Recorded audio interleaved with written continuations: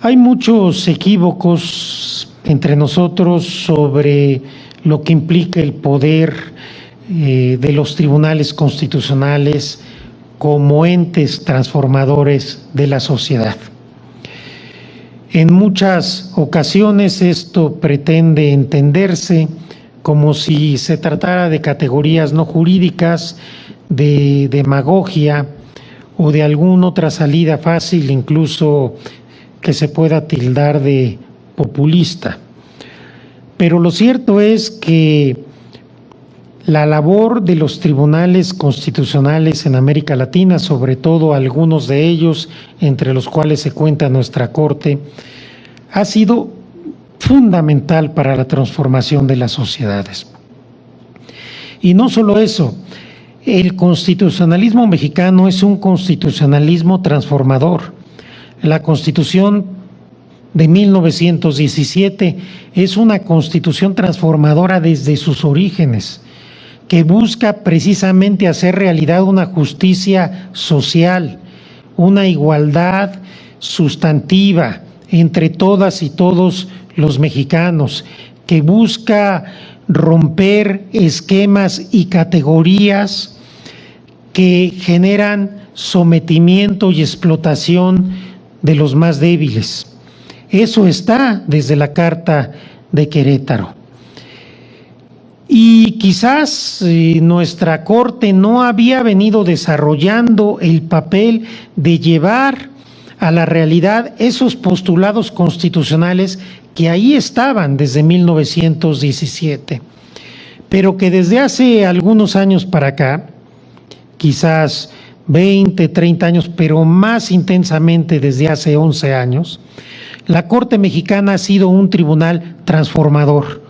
Y si hay a quienes les molesta la palabra, lo lamento mucho, pero eso es lo que la Corte ha sido, porque la Corte ha sido un motor de cambio social. Y voy a poner algunos ejemplos. Los derechos de las mujeres, específicamente los derechos sexuales y reproductivos de las mujeres. En septiembre del año pasado, la Corte Mexicana se colocó a la vanguardia en el continente como la institución de jurisdicción constitucional más avanzada en la defensa del derecho de las mujeres a decidir sobre su maternidad. Mientras en otras latitudes estamos viendo retrocesos de 50 años, México va a la vanguardia, y eso es modificar la realidad, y eso es transformar la realidad. Los derechos de las personas de la diversidad sexual han sido protegidos en esta Suprema Corte desde hace mucho tiempo y con muchísima intensidad. Los derechos de las personas indígenas, de las personas con discapacidad, de los niños, niñas y adolescentes.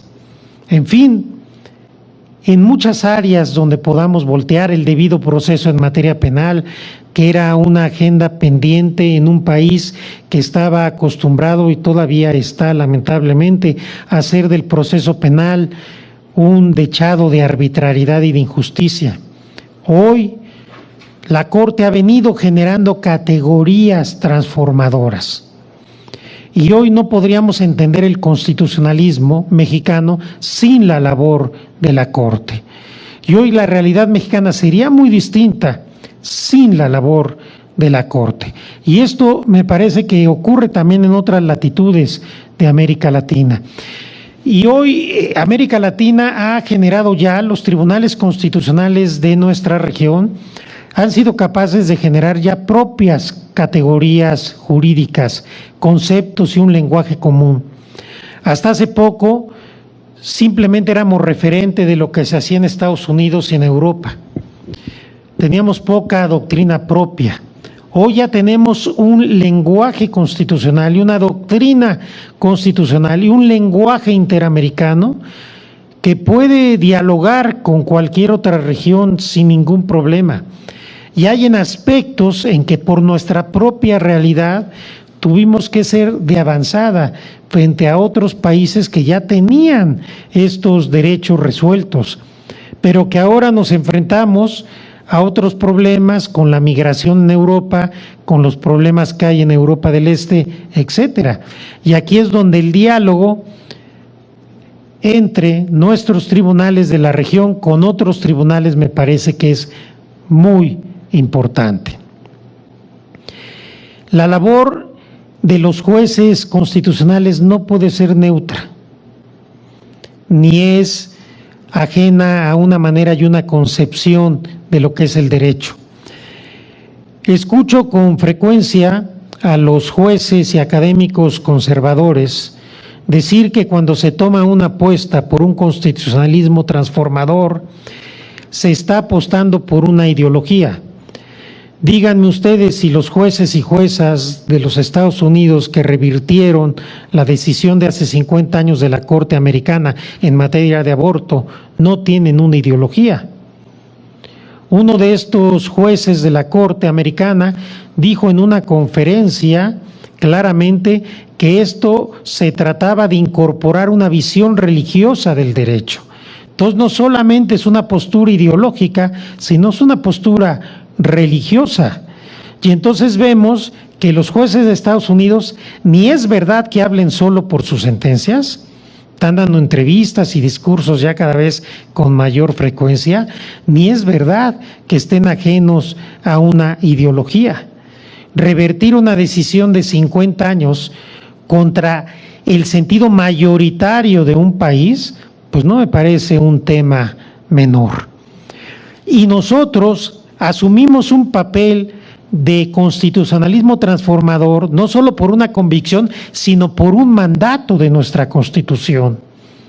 La Revolución Mexicana y la Constitución que emanó de esa revolución es una revolución transformadora que quizás es la primera constitución en el mundo de un constitucionalismo transformador.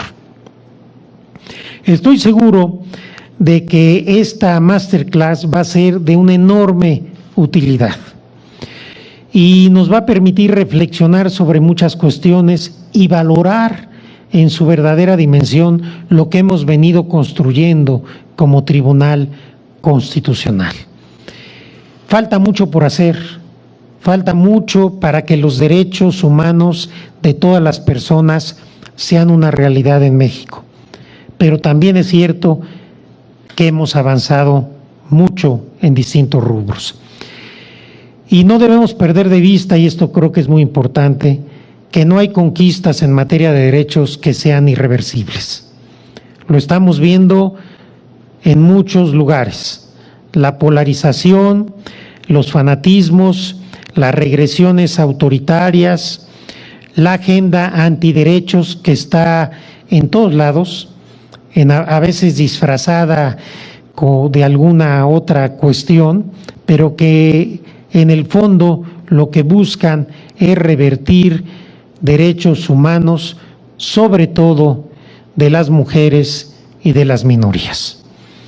Yo hago votos porque nuestro Tribunal Constitucional, nuestra Suprema Corte, siempre esté a la altura y sigamos defendiendo todos los derechos de todas las personas, sobre todo de los más vulnerables, de los más pobres, de los olvidados de este país, de las mujeres, de las personas indígenas, de las personas de la diversidad sexual, de las personas con discapacidad, de las niñas, niños y adolescentes y de todos aquellos que requieren una protección del derecho constitucional.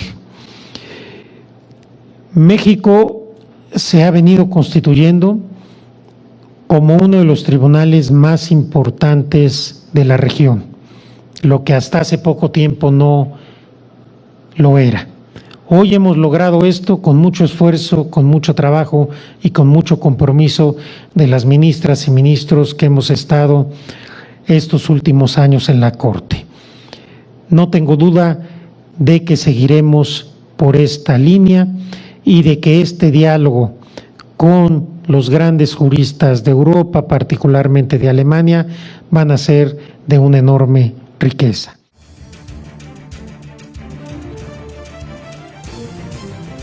Desde el aire, en 360 grados, con transmisiones en vivo desde el lugar de los hechos, con la mayor tecnología, pero sobre todo, con objetividad e imparcialidad. Noticiero en redes. Honestamente, te informamos.